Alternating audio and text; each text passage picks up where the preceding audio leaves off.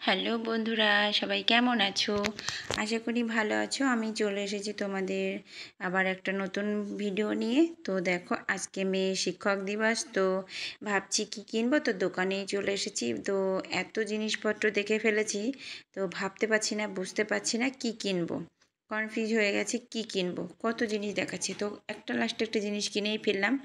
তো এই দেখো প্যাক করছে, এইটা এটা আমার গিফট প্যাক করছে। দুটো গিফট নেব, একটা ওর শিক্ষক দিবসের জন্য আর একটা ওর বোনের জন্মদিনে খেয়েছিলাম নিমন্ত্রণ, তো দেয়া হয়নি, তো ওটা দেয়া হবে আজকেই। তো দুই বোনকেই দেওয়া হয়ে যাবে। তো এখানে আমি একটা পেন আর একটা সিনারি নিয়েছি, আর ওর বোনের জন্য একটা কাপ নিয়েছি। তো প্যাক করা হয়ে গেছে, তো তোমাদের দেখাতে পারলাম না, তার জন্য সরি। তো এখানে অনেক সুন্দর সুন্দর জিনিস পাওয়া যায়। এটা হচ্ছে শানু বেবির দোকান। এই দোকানে সব রকমের জিনিস পাওয়া যায়, খুব সুন্দর সুন্দর জিনিস, আর শানু বেবিও অনেক ভালো। তো অনেক অনেক সুন্দর সুন্দর জিনিস, আমি তো এই দোকানেই জিনিসপত্র কেনাকাটি করি। তো তোমরা যদি কেউ আশেপাশে এই ভিডিওটা দেখে থাকো, তো এই দোকানে তোমরা জিনিসপত্র কিনতে আসতে পারো।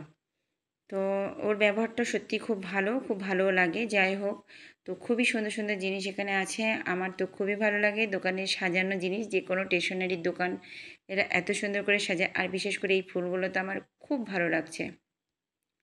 তো দেখো, আমি তোমাদের সাথে সব কিছুই শেয়ার করে দিলাম। তো কেমন লাগছে সেটা একটু কমেন্টে জানিও। আর আমি সব কিছুই ঘুরে ঘুরে দেখালাম, আশা করি তোমাদের ভালো লাগবে, ভালো লাগছে। তো আমি দেখো ওই পাশে, প্রথমে আমি ভাবিনি আমি ভিডিওটা করব। তো অনেক ছেলেপেলে ছিল দেখে আমি ভিডিওটা করতে পারিনি। তো এই জিনিসটা প্রথমে আমি পছন্দ করেছিলাম, এই গিফটটা, কিন্তু আমি এটা নিলাম না। এখনকার যুগে কেউ ফটো আর তোলে না, ফটো মানে ফ্রেমে রাখে না, তার জন্য এটা না নিয়ে একটা সিনারি নিয়েছি। তো ভাবছিলাম সরস্বতী ঠাকুরটা দেব, ওখানে আছে, খুব ভালো লাগছিল। তো দেখো, আমি সব কিছু আবারও তোমাদের সাথে সুন্দর করে ঘুরিয়ে ঘুরিয়ে দেখালাম, সত্যি খুব সুন্দর লাগছে। তোমাদের কেমন লাগবে আমি জানি না, তবে আমার কাছে খুবই সুন্দর লাগছে। এই দোকানটা কত সুন্দর করে সাজানো। তো তোমরা সবাই চলে এসো, এখানে অনেক ভালো ভালো জিনিস পাওয়া যাবে, ও অনেক ভালো। তো আমার তো খুবই ভালো লাগে। তো আমি সব কিছু তোমাদের সাথে শেয়ার করলাম, ঘুরে ঘুরে দেখালাম, তো দেখতে থাকো। এখানে গিফটটাকে ভালো করে সুন্দর করে প্যাক করা হচ্ছে। এখনও পর্যন্ত প্যাক করে উঠতে পারিনি, কেননা ও নতুন, তো ওই জন্য এত দেরি হচ্ছে। তো আমি দেখো তোমাদেরকে ভালো করে দেখালাম, হয়ে গেছে জাস্ট। এটা আরেকজনের গিফট প্যাক করলো, আমারটা তো হয়ে গেছে। তো আমি তবু একটু ভিডিও করার জন্য অনেকক্ষণ থেকে ওয়েট করছি যে ভিডিও করবো। তো ফাইনালি আজকে আমি বাপের বাড়িতে যাব, চলো দেখতে থাকো। তো দেখো, আমার গিফট কিনে রেডি হয়ে গেছে, দিয়ে শিক্ষক দিবস আমার মেয়ের খাওয়া হয়ে গেছে। তো আমি বাপের বাড়িতে এসেছি। এখানে লেবু গাছে অনেক লেবু ধরেছে, তো তোমাদের সাথে শেয়ার করলাম লেবুটা। আর লেবুটা না খেতে ব্যাপক ব্যাপক খুব সুন্দর। তা দেখো, এখানে বাবা বেগুন লাগিয়েছে, আমাদের বাড়িতে জমিতেই সবজি চাষ করে। তো অন্যবার অন্য অন্য সবজি থাকে, তোমাদেরকে আমি দেখিয়েছি। এবার বেগুন চাষ করেছে, তো বেগুনটা খুব একটা ভালো হয়নি, দুঃখের বিষয়।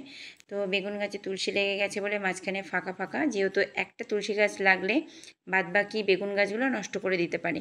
তার জন্য যখনই তুলসী লেগে যায় বেগুন গাছগুলোকে কেটে বাদ দিয়ে দিতে হয়, মানে বেগুন গাছগুলোকে কেটে ফেলে দেওয়া হয়।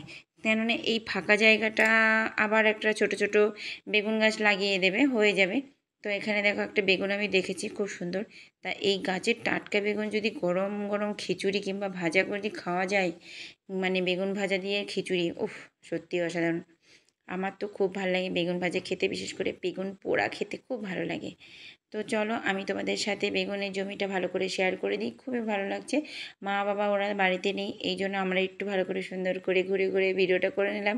এই দেখো কত লেবু দেখেছো, আর আমার বার লেবু গাছের গোড়ায় ওখানে বসে বসে লেবু দেখছে। তো আমি দেখো আমার বরকে বলেছি ভিডিওটা একটু করে দাও, আমি একটু ক্যামেরাটা করে নিই। তো আমি একটু তোমাদেরকে ঘুরে ঘুরে দেখানোর জন্য ওকে বললাম ভিডিওটা তুমি ক্যামেরাটা করো, আমি ভিডিওটা করে নিই। তো আমি দেখো এখানে অনেক বেগুন ধরেছে, তো তোমাদেরকে দেখাচ্ছি। বেগুনগুলো সবে হয়েছে, নতুন গাছ নতুন হয়েছে, তো ছোট ছোট এখনও বড় হয়নি। তো এই দেখো বেগুনগুলো সত্যি খুব সুন্দর, মানে পোকা হয়নি।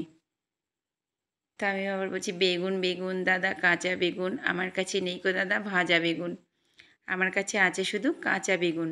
গানটা করছিলাম বেগুন গায়ে।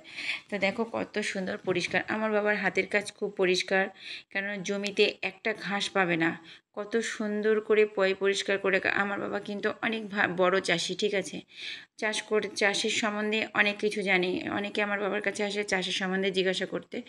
তো দেখো মাঠে কত সুন্দর পরিষ্কার, একটা ঘাস নেই, নোংরা নেই, এখানে ভাত ভাত রেখে খাওয়া যাবে, এরকম একটা ব্যাপার। আমার বাবা ছোটোবেলার থেকেই দেখেছি, আমার বাবার হাতের কাজ খুব সুন্দর। এখানে দাঁড় কাকু দেওয়া আছে, দেখো আমি একটু ঢং করে নিলাম।